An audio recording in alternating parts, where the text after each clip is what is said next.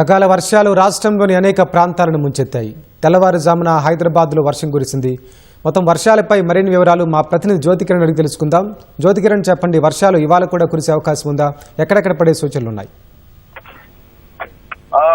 వెంకటేష్, ఒకవైపు ఎండ, మరోవైపు వర్షంతో రాష్ట్రంలో భిన్న వాతావరణ పరిస్థితులు నెలకొన్నాయి.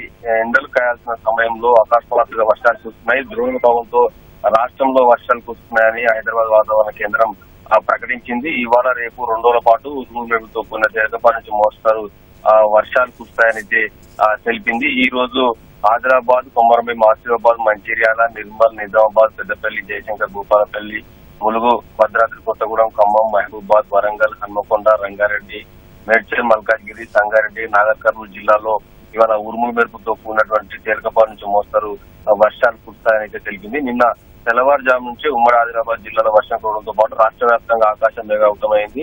మధ్యాహ్నం నుంచి అనేక ప్రాంతాల్లో వర్షం కురిసింది. రాత్రి నుంచి ఇవాళ ఉదయం 6 గంటల వరకు ఉమ్మడి ఆదిలాబాద్, నల్గొండ, ఖమ్మం, రంగారెడ్డి, హైదరాబాద్, వరంగల్ జిల్లాలో తేలికపాటి నుంచి ఒక మోస్తరు వర్షం పడింది. ఈ రోజు ఉదయం 6 గంటల వరకు రాష్ట్ర వ్యాప్తంగా నమోదైన వర్షపాతం వివరాలు చూసుకున్నట్లయితే నల్గొండ జిల్లా చందంపేటలో 6.9 సెంటీమీటర్ల వర్షపాతం నమోదైంది. రంగారెడ్డి జిల్లా తుర్కయాంజల్లో 5.6 సెంటీమీటర్లు, అంతేకాకుండా నల్గొండ జిల్లా నకరేకల్లో 5 సెంటీమీటర్ల వర్షపాతం నమోదైంది. భద్రాద్రి కొత్తగూడెం జిల్లా మద్దుకూరులో 4.3 సెంటీమీటర్ల వర్షపాతం నమోదైంది. హైదరాబాద్ జిల్లా బహదూర్పురలో 4.2 సెంటీమీటర్లు, నిర్మల్ జిల్లా కోనకల్లో 4.2 సెంటీమీటర్ల వర్షపాతం అయితే నమోదైంది. అయితే ఈ రోజు రేపు 2 రోజుల పాటు రాష్ట్రంలో అటు తేలికపాటి నుంచి మోస్తారు వర్షాలు కురుస్తాయని అయితే వాతావరణ శాఖ ప్రకటించింది. ఏదైతే ఉరుములు మెరుపుతో కూడినటువంటి వర్షాలు కురిసే అవకాశం ఉంది కాబట్టి ఈ ఉరుములు మెరుపుతో కూడినటువంటి వర్షాలు కురిసే సమయంలో పిడుగుపాట్లు కూడా పడే అవకాశం ఉంది కాబట్టి ప్రజలు అప్రమత్తంగా ఉండాలని చెప్పి కూడా వాతావరణ శాఖ సూచించింది. వెంకటేష్,